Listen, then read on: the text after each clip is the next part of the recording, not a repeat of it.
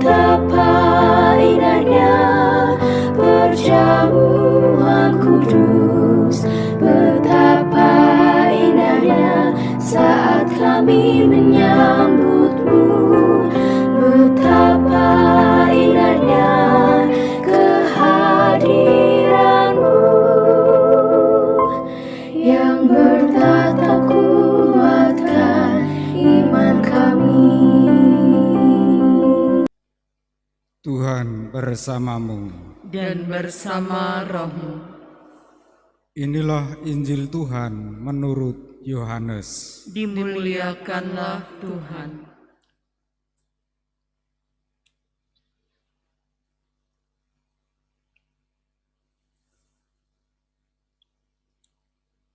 Dalam percakapannya dengan Nikodemus, Yesus berkata, "Tidak ada seorang pun yang telah naik ke surga selain Dia yang telah turun dari surga, yaitu Anak Manusia. Dan sama seperti Musa meninggikan ular di padang gurun, demikian juga Anak Manusia harus ditinggikan, supaya setiap orang yang percaya kepadanya beroleh hidup yang kekal. Karena begitu besar kasih Allah akan dunia ini, sehingga Ia telah mengaruniakan anaknya yang tunggal, supaya setiap orang yang percaya kepadanya tidak binasa, melainkan beroleh hidup yang kekal. Sebab Allah mengutus anaknya ke dalam dunia, bukan untuk menghakimi dunia, melainkan untuk menyelamatkannya."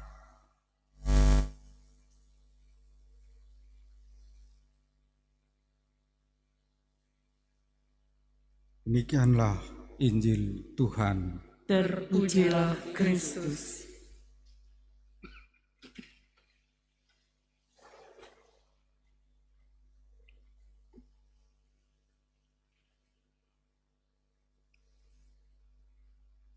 Umat Allah yang terkasih, hukuman salib itu hukuman bangsa Romawi, dan orang yang dihukum salib itu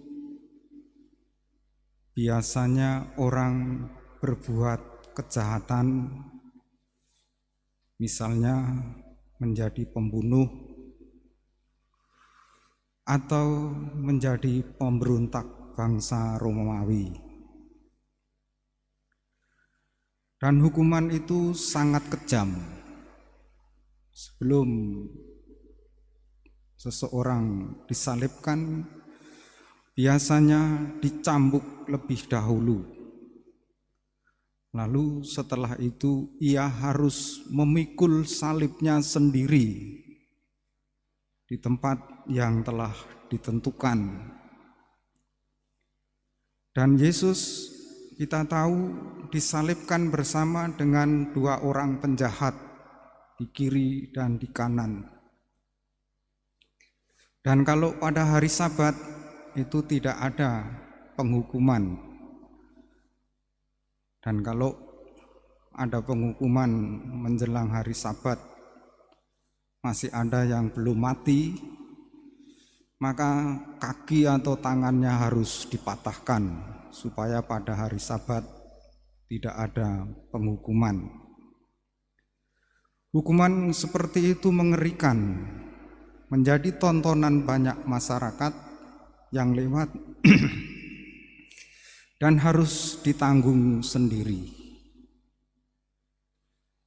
Maka hukuman yang sangat hina dan kejam.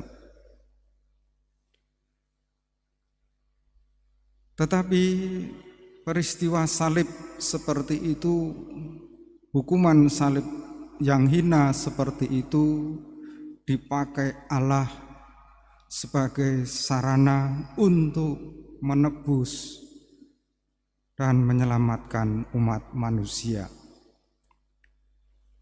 Dalam perjanjian lama yang kita dengar tadi, bangsa Israel yang bersungut-sungut, yang tidak percaya kepada Allah, yang merasa kelaparan dalam perjalanan, mereka dihukum dengan ular-ular tedung. Yang bersungut-sungut dan tidak memandang ular tembaga yang dibuat oleh Musa akan mati. Dan ular tembaga itu sebagai lambang penyertaan Allah, lambang penyertaan Tuhan. Dalam dunia farmasi atau apotek atau kesehatan, kita tahu simbolnya ular tembaga melingkar yang ada sejenis mangkok. Itu sudah ada dalam perjanjian lama, tetapi juga dalam bangsa Yunani, ular itu selain lambang keselamatan juga lambang kebinasaan. Sebagai orang beriman, kita harus bangga akan salib Tuhan. Bagi orang Yahudi merupakan batu sandungan, bagi orang Yunani sebuah kebodohan, tetapi bagi kita yang beriman kepada Tuhan Yesus, salib adalah kemuliaan Allah, kemuliaan hidup kita, karena kita lewat peristiwa salib kita ditebus. Alasannya ada dalam Injil yang kita dengar tadi. Karena begitu besar kasih Allah akan dunia ini, sehingga Ia telah mengaruniakan anaknya yang tunggal, supaya setiap orang yang percaya kepadanya tidak binasa, melainkan memperoleh hidup kekal. Dengan peristiwa salib, dosa asal, dosa manusia pertama Adam dan Hawa dipatahkan, dihapus, dan kita mengalami penebusan. Mari kita meninggikan salib kehidupan kita seperti bangsa Israel meninggikan ular di padang gurun. Mari kita bangga akan salib kehidupan kita, karena di situ kisah cerita tentang kasih Allah kepada umat manusia. Kita mengawali kehidupan kita dan menutup mata di dunia ini menuju surga dengan ditandai tanda salib. Kita satukan doa-doa kita bersama persembahan di altar. Betapa indahnya kehadiran-Mu yang bertataku